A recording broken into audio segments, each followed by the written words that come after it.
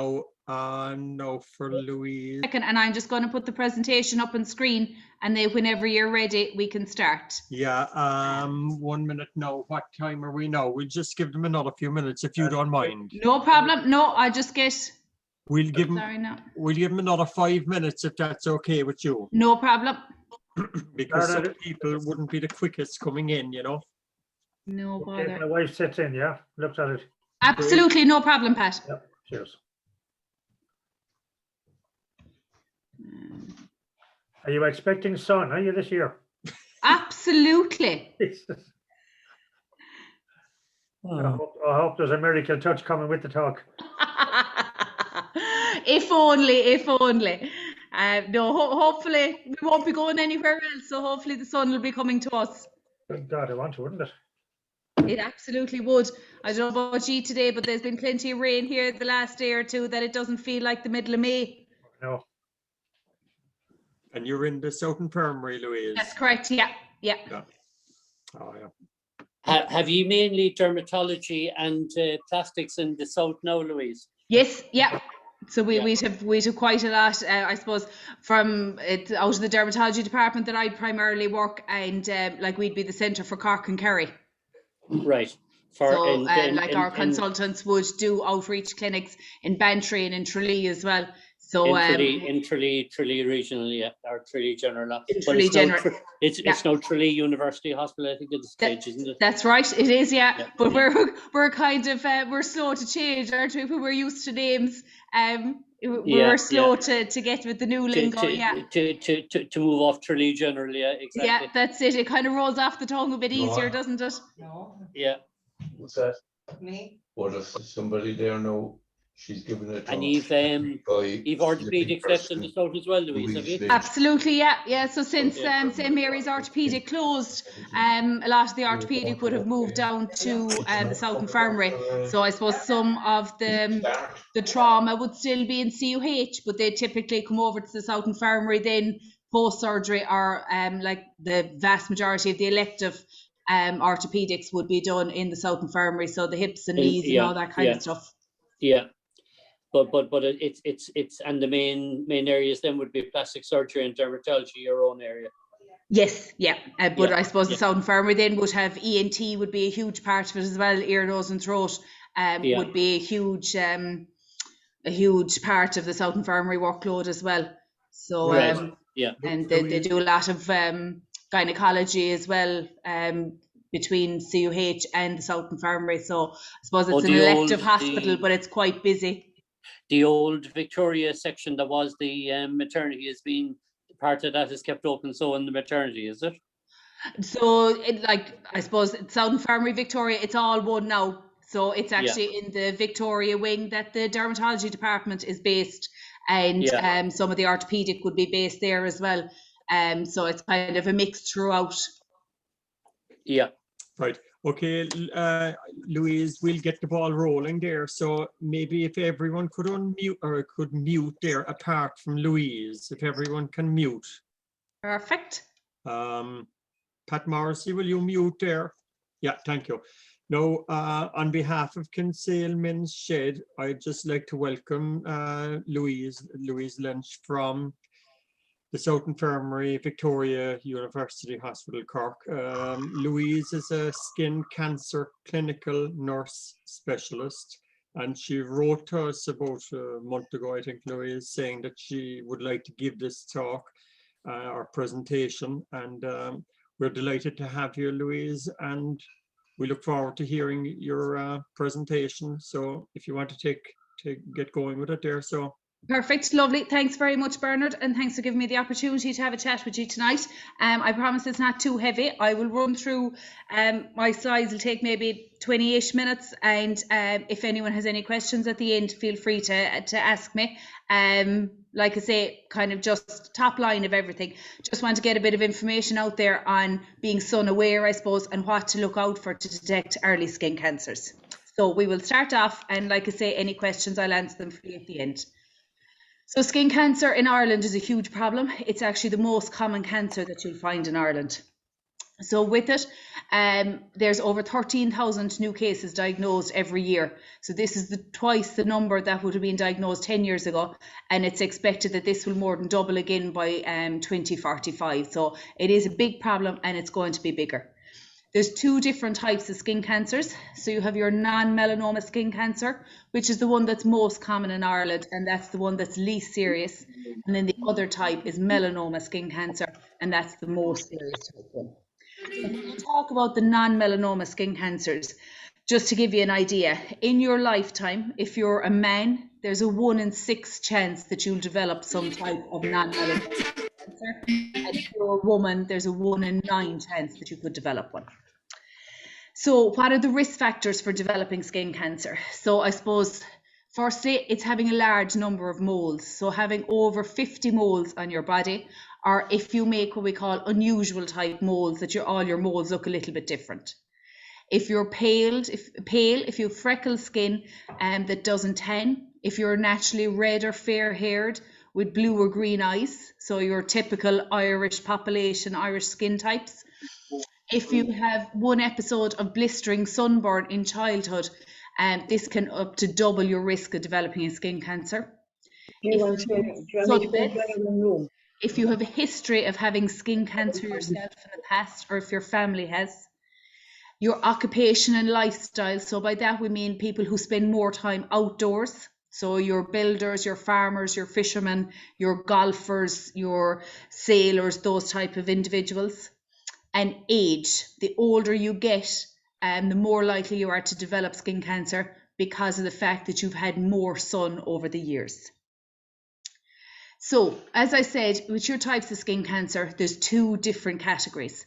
So the first is your non-melanoma skin cancer, and that is what covers your BCCs, your basal cell carcinomas, your SCCs, your squamous cell carcinomas, your Bones disease, or your actinic keratosis. And then the more serious one is your melanoma, and that's your malignant melanomas. So now we're going to have a look at some of the pictures of initially the types of non-melanoma skin cancers, so that you know what to look out for if you see something on your own skin. So your non-melanoma skin cancers, they're the most common. The biggest cause of them is having too much light. So either from being outdoors and getting it from the sunlight or from sunbeds. They're not connected to the amount of moles you have on your skin. And they're less serious than melanomas, as they're less likely to travel to other parts of your body. So this is your basal cell carcinoma. So it's basically a new growth or a sore on your skin that doesn't heal. It'll typically have what we call a pearl-like rim to it that you would see there in the picture. And it can have like a little crater in the middle, a little kind of ulcer-like in the middle. There's red blood vessels can be seen across the surface of it. And typically, it's a spot or a sore that continues to hurt, to heal, to bleed, to crust, to scab over, to just be problematic. If it goes untreated, it can become a little ulcer, and obviously healing it can be more of an issue. So this is the most common type of skin cancer that you'll find. It is very slow growing. It rarely, if ever, will spread to any part of your body other than the area of skin which it's currently on. It can become more complicated to treat if you neglect it, because obviously it's growing and therefore can become more of an issue. And so with it, the main thing is to treat it early to prevent it growing further or growing back. Then the second most common type of skin cancer is what we call a squamous cell carcinoma, which is known as an SCC.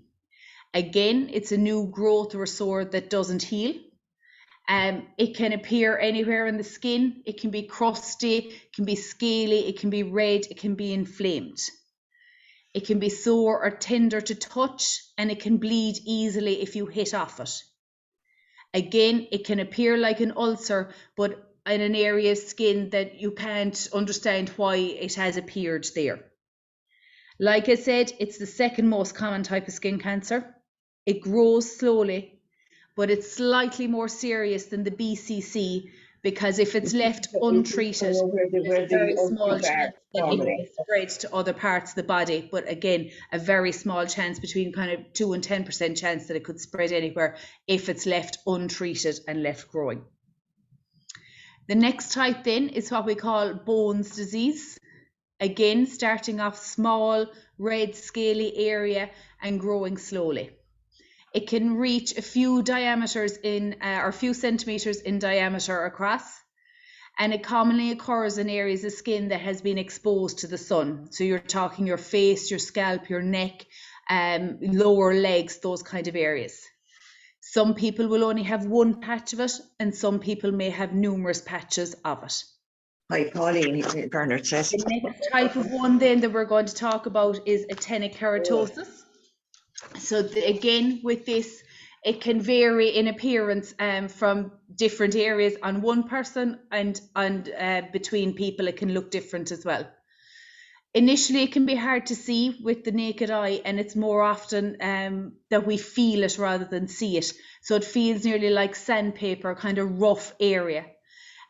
Sometimes it can be skin color, sometimes it can be a bit more pink or brownish. On occasion, it can develop kind of a thick, scaly area on top, kind of a warty area, kind of like a little horn growing out of it. And usually the area around it can look like it's been sun damaged. So it can be blotchy, freckled, wrinkled, those kind of things going on with it.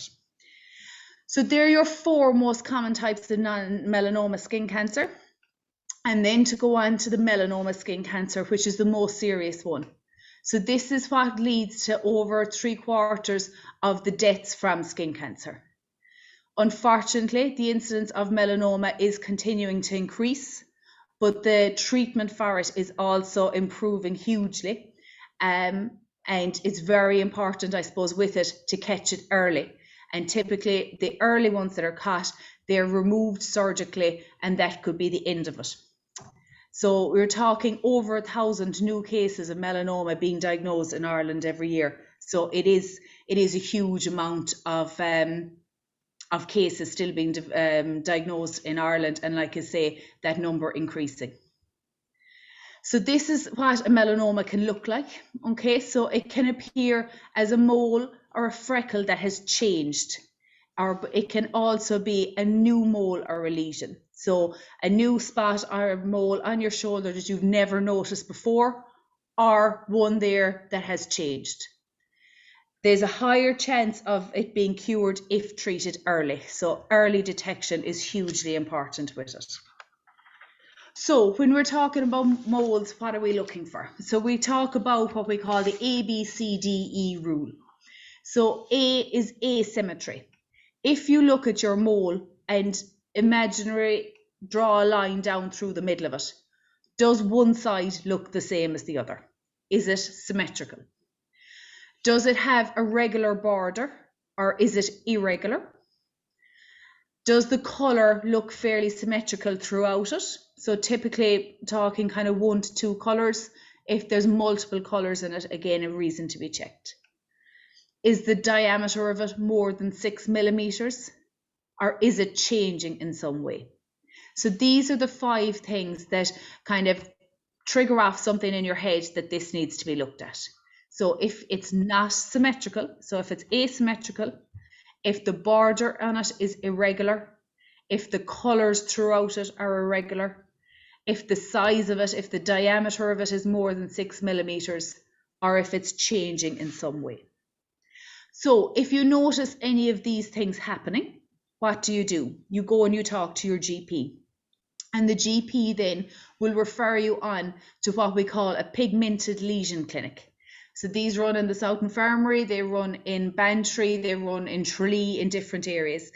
And it is a rapid access clinic. So basically the only people that are seen at this clinic is people who've been referred by their GP for a concern of having a melanoma. So the access to them is very quick because it's so tailored to just these individuals. So again, you'll see down the right hand side there what I'm talking about with the ABCDE. Like with the first picture, drawing a line down the middle of it, you'll notice the left and the right are different. With the second picture, draw a line down the middle of it and you'll notice that both borders left and right are different. Numbers of colours going through part C. D, the size of it, it's more than 6 millimeters. And E is just that it has been changing. So when you're looking at your skin, what you're looking at is, or what you're looking for, is what we call the ugly duckling. So the ugly duckling isn't the ugly looking mole, it's the one that looks different from everyone else. So you'll see in this picture here, the ugly duckling is actually the yellow duckling because it stands out from the rest as being different. So when you're looking at your skin, that's what you're looking for. So it's important that you know your skin, so that you check your skin regularly. Once a month, have a quick look and you become familiar with how your skin looks. And if something changes, then it can stand out to you. So when you're looking at someone's back, here's a picture of an individual's back. And again, looking at it, what one stands out as being different, number one does. It's darker, it just stands out from the crowd, and that's the one to be of concern. So what do we do to prevent skin cancers happening? So basically, one of the most important things is sun protection. So prevention is better than cure. And it's very important that we protect our sun, even in Ireland, even on cloudy days. So when we're talking about a tan, basically what a tan is the dark pigment in your skin, melanin, is being produced when your skin is damaged by the sun. So melanin is produced to try and absorb the radiation, the UV radiation that you get from the sun in an attempt to protect your skin. So when your skin is tanned, it's actually a sign that there has been damage done to your skin, and it's your skin's way of trying to protect itself. With sunbeds, they can cause an awful lot of damage. So the UV rays used in sunbeds can cause damage in the lower layers of the skin. They can lead to premature aging, to wrinkling. They damage the skin's DNA and they lead to skin cancer. There's a high incidence of BCCs in young females because of the excessive sunbed use, or sunbed use in general. And there's a high incidence of sunbed use in certain areas. And I suppose it's something that we're very, very worried about because of the effects it can have. So like sunbed use increases melanoma by about 15%. And if you use a sunbed before you're 35 years of age, your risk of a melanoma increased by about 75%. So it is a huge risk factor. The UV exposure from sunbeds can be up to 15 times higher than the midday sun in the Mediterranean. So it's very, very strong what comes out of a sunbed. So we strongly advise nobody to go near them. So being safe in the sun is hugely important. And how do we do that? One of the steps is using sun creams. So when you're picking a sun cream, it's important that you look at two aspects of it. You look at the SPF factor, so the sun protection factor, and you look at the UVA star rating. So the SPF is the number, so you'll find SPFs anywhere between 6 and 50 plus. And we recommend that you use at least a 30, if not more, in addition to other types of protection, like seeking the shade and wearing appropriate clothing. The other area that you look at is the UVA star rating. And the star rating goes anywhere between 0 stars and 5 stars. And again, with this, we recommend that you look for at least a 4 or 5 star rating. So up to 90% of the UV rays that you get can come through light cloud. So it doesn't have to be a warm, sunny day for the dangers of the UVs to be present. So what we recommend is between March and October that you apply your sun cream every day. Some people look at their iPhones and look for the UV star or the UV rating for the day, but really March to October, just put it on every day. It's the safest option. So there's different types of ones that you can get. You can get once daily sun protection products. But with those, I suppose we're just very cautious of it, because typically when we apply sun cream, we don't apply enough of it. We don't apply it everywhere we should. We forget bits accidentally and things like that. And if you're only putting it on once a day, there's no second chance to cover that area. We also forget about the fact that if you're in the sea, if you're sweating, if you're rubbing the towel to your skin, anything like that, that's also removing your sun protection. So you need to be reapplying it. So generally, we would recommend using a regular sun protection and reapplying it throughout the day. You can also get sun protection factor in your moisturizer, so your face moisturizers and things like that. Again, with this, they're more easily transferable. So if you're rubbing your face and things like that, it's more likely that you'll remove them. Typically, again, we don't put on enough of it. So you need a good layer of it to be getting the protection that it says on the bottle. So if you're only putting on a light amount, you're not getting enough of it. It will help to protect against sun UV rays, obviously, but we would recommend that as well as your sun protection. So staying safe in the sun, how do we do it? So as I said, sun cream is one part of it, but what we would recommend is what we call the 5 S's. So slipping on some clothing, slapping on your sun cream, slapping on your wide brimmed hat, seeking shade, especially in the peak hours, so we're talking between 11 a.m. and 3 p.m, and sliding on your sunglasses. So it's an array of all of them together rather than just one individual way. When you're applying your sun cream, it's important that you do it before you go out in the sun and make sure that it's well dried in before you go out. So you're talking about applying it 15 to 30 minutes before you go out in the sun. If you're applying it to your body, you're talking at least 6 teaspoons of sun cream. So it's not one little blick of it that'll do all over the body and that's it, you're done and dusted. You need to be putting on adequate amount of it. And it's very important that you put it on anywhere that's exposed. So typically we forget the back of the neck, the side of the neck, those areas, the temples, the ears. People wear baseball caps and they think sure their ears are covered. They're not unless you're wearing a wide brimmed hat. And feet, especially if you're wearing sandals and things like that. You need to reapply it immediately after swimming, sweating, towel drying. And in general, you should be reapplying it every 2 hours or so anyway.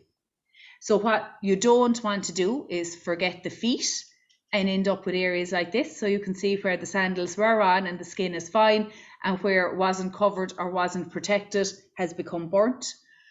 Or areas like this where, again, the man on the left wore a hat but didn't put any sun cream on his neck or anywhere. The guy in the top right had his vest top on but didn't put on any protection anywhere else. And the bottom guy wearing his baseball cap back to front, and you can see exactly where that has been. So keeping your shirt on is very important as well. A lot of the more serious melanomas that we find are typically on the back, because a lot of the time we don't check our back and people don't see our back. So something may be changing on your back and you may not notice it. And obviously if you're exposing it over the years on building sites and stuff like that, it is a big area that can develop melanoma. So it is some area to keep an eye on. But again, like I say, keeping your shirt on is important as well. Seeking the shade, as I said, so between 11 and 3. So either by using umbrellas or staying indoors. Important to remember the indirect sunlight, so inside windows and stuff like that, to be careful.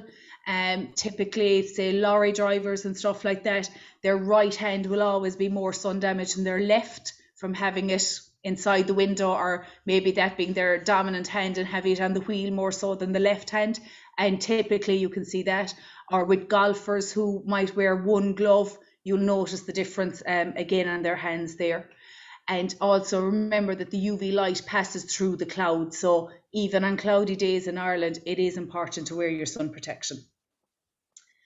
So how do you protect your skin? To recap, you protect your skin by wearing clothing, wearing your hat, wearing your t-shirt, wearing your sunblock between March to October. Men, if you can get into the habit in the morning, brush your teeth, you're shaving, have your sun cream there alongside it and get it on there. So that's your first application of the day. If you're coming in for your tea or your lunch or whatever, getting it on at those times as well, but starting the day properly and getting it on early. Protecting your eyes by wearing a good quality sunglasses, avoiding the use of sunbeds, and obviously with babies and young children, keeping them out of direct sunlight is very important. So what advice am I giving you? Basically, cover up preferably, and any areas that you can't cover, wear your sun cream. Check your skin. With it, what we would say is check it regularly, about once a month. Examine it all over from top to toe. If you're starting for the first time ever doing it now, it's no harm to take a couple of pictures. Take a picture waist up, waist down, front and back, and keep those as your baseline pictures. You don't take a picture every month, but you take one picture to start with, and then every month you look at the pictures and you look at your skin, and we do what we call spot the difference. Does it look different now than it did in the picture? If it doesn't, forget about it for another month. If it does look different, that's when you go and talk to your GP. So what do we mean by looking different? We mean that it's growing, it's changing shape, it's developing new colors, it's becoming inflamed, it's bleeding, it's crusting, it's red around the edges, it's particularly itchy, or it's just behaving unusually. So that's what we want you to do. And what we don't want to see is anyone coming into us looking like this. So red roasted from being out in the sun. So that's everything that I have to say. Just general kind of overview on what to look out for. And I will. Right. If you've taken down your screen share, thank you very much for that, Louise. It was very, very interesting. And I was just thinking when you were talking there, thank you very much. Yeah. You're very welcome. I was just thinking when you were talking, do you have that presentation in email format that we could circulate to our members as well, because it was a lot to take in? Yeah, I understand. Yeah. I'll get the girls inside to get that sorted on a proper email, and we can send it out. We could send it out to our members then, and they could read it at their leisure, you know. So it was very good. So I hope you didn't find it too heavy. It's just, like I say, a kind of overview of what to look out for and what to do to prevent anything. So it's not scaremongering or anything like that. It's just to make people aware. I suppose we think because it's Ireland and because we don't necessarily have fabulous summers, then we're safe and there's no problem. But unfortunately, that isn't the case. And like I say, individuals that spend time outdoors, they're getting a lot of sun, and over the accumulation of years then as well, it is just something to be very mindful of. Louise, could I ask you 2 questions, Harry? You can indeed. I do my best to answer. I can't guarantee, but I do my best. Just with suntans, would you be recommending the spray or not recommending the spray tan as distinct from the liquid tan, if you know what I mean? Are you talking about fake tan or sun protection? Sun protection, yeah. Doesn't matter once you put it on properly. Okay. So putting enough of it on and putting it on regularly is the most important thing. So whatever you find easiest to put on is the best one, because if it's easy to put on, you'll do it. If it's not easy, you won't bother doing it, and that's when the problems arise. Okay. Did you mention there, maybe I picked it up wrong, that some of the cancers came to areas that were exposed to the sun? Did that indicate that you could actually get skin cancer from an area that's not normally exposed to the sun? Absolutely, yeah. So you can get skin cancer on the sole of your feet. You can get it anywhere. But like I say, the non-melanoma skin cancers that I spoke about at the beginning, the BCCs and the actinic keratosis and those kind of areas would typically be on the areas which are most exposed to the sun. So you're talking about the back of the hands, the face, the ears are a big one, the scalp, the back of the neck, those kind of places. But there's nowhere untouchable when it comes to skin cancers and melanomas. Okay. Louise, I have a question for you there. Do you have a mapping clinic or service inside in the south? In the South Infirmary, not really. I suppose with mapping, basically what it does is it tells you how your skin is today.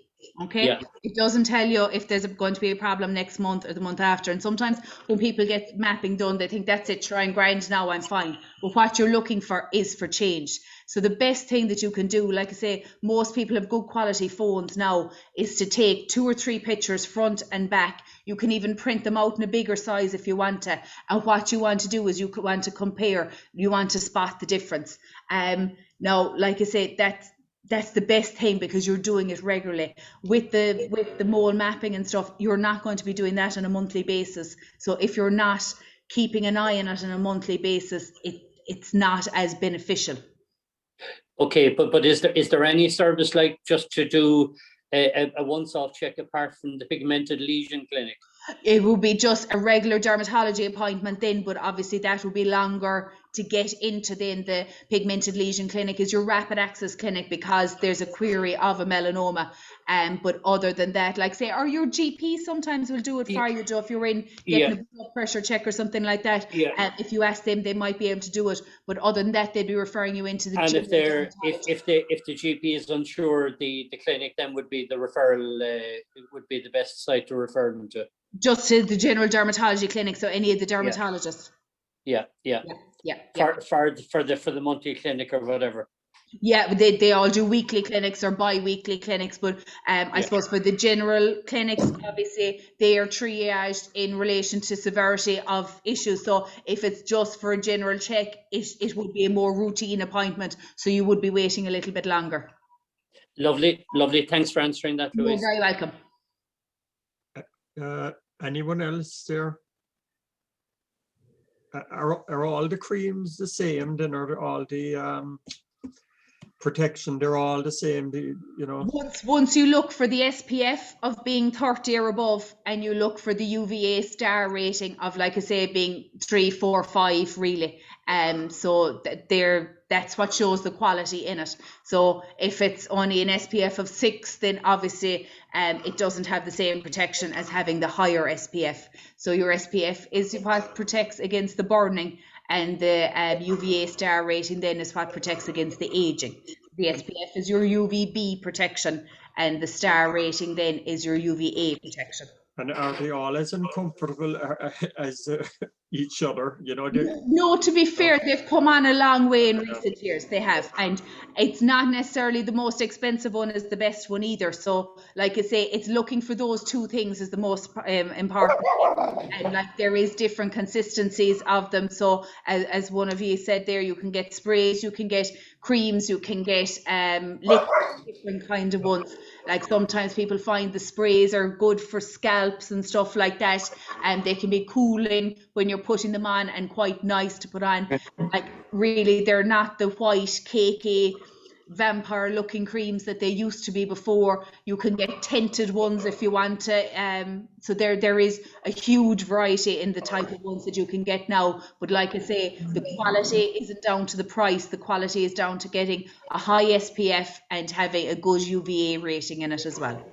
It's really very good. My son just got a melanoma removed from his leg. So, sorry, Harry, I missed the start to that. I said my son, John, all right, melanoma removed from his leg, and his wife kept pestering him to go. And I saw the picture in your file there. Yeah. That was on his leg, you know. Yeah, so like I say, if in doubt, make sure you go and get it checked, okay? You're much better off to be overly cautious and nothing there than leaving it and something growing, because the longer it's there, the more hassle it can be to get it treated and looked after. He was dismissing it, and his wife insisted on him going, and he was gone in, taken in, and done straight away, you know. Yeah, and like I say, I suppose that's the benefit of the pigmented lesion clinic. I'm not sure whether it was true that he went or not, but it is a rapid access clinic. So if there is concern, you are seen quickly with it, because time is very important. Very good. And even if you're around the house for the day, Louise, do you still have to put on that cream if you're just hanging about the house for the day, no? I suppose it depends on, are you really hanging around the house for the day, or are you going out and sitting outside to have your coffee and then going out and watching a football match? Hopefully, fingers crossed, we'll be back doing those kind of things, or, you know, so I suppose if it's very like out of the car for 2 minutes to bring in the laptop and you're not going out for the rest of the day, fair enough. But I suppose a lot of the time we're in and out more than we think, whether it is hanging out, closing the line, taking the dog for a quick walk, all of those kind of things. And all that time does add up. So I suppose if in doubt, get into the habit of putting it on every day. It becomes the normal routine. We all brush our hair, we all brush our teeth. If we can get it into a routine that it's the normal thing to do, then you're never going to get caught short. And you need it on the back of your hands as well, is it? Yeah. So the most important, like even if you're fully dressed like we are days like today, you need it on your face, you need it on the top of your ears, you need it on the back of your neck. If you're lighter on top, you need it on top, and you need it on the back of your hands, because that's what's out there 12 months of the year. So they're the areas that are going to be getting most of the UV. So they're the areas you need to be applying all the time. That's brilliant. Yeah. Brilliant. Pat out the wire there. Louise, Yeah. Hi, Pat. that was great and very informative. Thank you. You're very welcome. Like, if we're away, say in Spain or wherever for a fortnight, I'd always go down to 15 in the second week.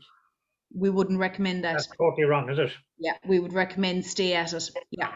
Yeah.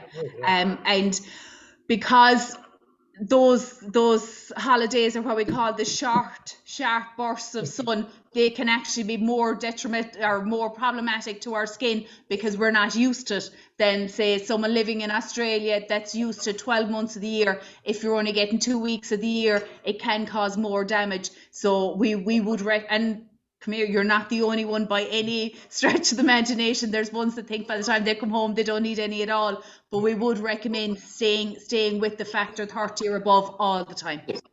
And just a final question. Yeah. Would last year's half full bottles, should they be dumped rather than use them again this year? They should be fine. They should be fine. Okay. Yeah, they should be. Yeah. Like I wouldn't be opening 6 bottles in the year, you know, like open one and get it used. But that's it. If there's no harm, if you're a golfer having a bottle of it in the golf bag, or if you're playing football that it's in the gear bag, that you're never without it at the same time. But yeah, open them and use them. And typically, if you're using them an adequate amount of it all the time, the bottles don't last long. Yeah. Louise, I have two more sun protection. P20, is it recommended or is it a bit strong for the forage? No, it should be fine. But P20 now is one of the once a day ones, isn't it? So we would just recommend that you'd be putting it on more than once a day. Because and especially with the forage during the summer and things like that, you typically will sweat through your face, so you'll be perspiring it off as well. So it's important to be reapplying it. And like even on the body with like the P20s, the once a day, if you paint once the wall, like it doesn't have great coverage after one application. There's you know, it's patchy and it's streaky and whatever. If you put on a second coat on the wall, there's a lot better coverage. And the same thing with the body. And as I said before, if you're putting it on, you might miss maybe the top of your shoulders the first time, but the likelihood the next time you put it on, you won't. So if it is P20 and if you're only putting it on once a day, the likelihood is there is going to be patches that you're going to miss. So reapplying all of them is very important. And is there anyone, like I know they recommend Rock Factor 50, but is there any of that make that you would recommend over one or the other? No, to be honest, there isn't. I suppose a lot of the time it's down to preference of consistencies. So say the likes of La Roche-Posay do spray ones. Yeah. Some people just find them handy. They're cooling, they're soothing, they're small cans. You can put them in your pocket or whatever. For women, you can apply them on over makeup so it doesn't look like you've anything on. But then you can get Lidl and Aldi ones that are just as good. Typically, they're more a cream texture, which is absolutely fine if you don't mind using a cream. But if you prefer using a spray, but you won't pay for the spray and you buy the cream but never put it on, then obviously it's useless. So it's very much about getting a consistency of one that you like. And like I say, on the face, if you do sweat on your face, you want one that isn't going to be running into your eyes and piercing you or causing you any irritation or anything like that. So it's about getting a consistency of one that you like, and like I say, making sure that it's factor 30 or above and that it has a high star rating. Lovely, thank you for that. You're very welcome. Great. And by the way, good luck in the next 2 weeks. Thanks very much. Thank you. Thank you. I think we're wrapped up now, Louise, and we'd like Okay. to thank you on behalf of the men's shed there. I'd like to thank you for coming along tonight and Really? giving such an interesting talk. Thank you very much indeed. Thanks very much for having me. I might, Bernard, maybe just send you out a questionnaire, just a quick one, just people's initials, their age, and where they typically get their son, their information from, whether it's from the GP, whether it's from talks like this, just to give us an idea of where we should be targeting for our information. So if a few of you wouldn't mind filling that out in your own time, not today or tomorrow, but in your own time, I'd appreciate that. Louise, can you make me the host there again? Sorry, I absolutely can. No problem. No problem. Yeah. And, no.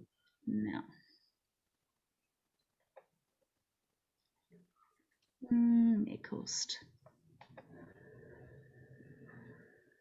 Now, is that gone to you? Thank you very much. Yeah. Perfect. Okay, so I will leave you. Thank you very much for your time. So confounded, informative, and like I say, keep an eye on the skin. And if in doubt, GP is first port of call. Never be unsure. If there's any question at all, go to the GP, and they can refer you on if needs be. Great. Thank you, Louise. Thanks very much. Thanks Well done, Thank you very much, Louise. Well done. Bye now. Thank you. Bye-bye. Bye. Yeah. Bye-bye. Very good talk. Excellent, Bernard. Well done, yeah.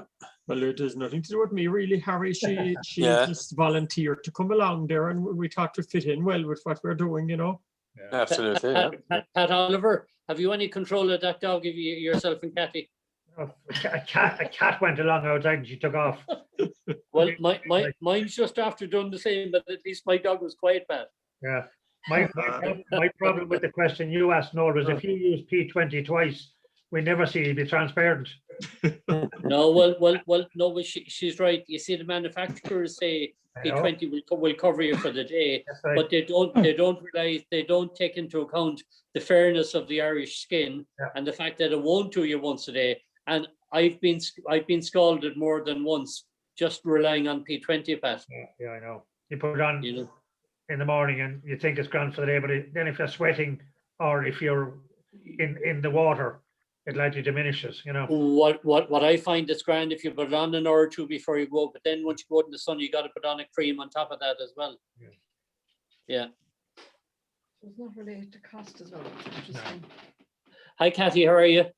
I'm fine, thank you. That was very interesting. Thank you very much. Yeah, it was very good. She was excellent, yeah.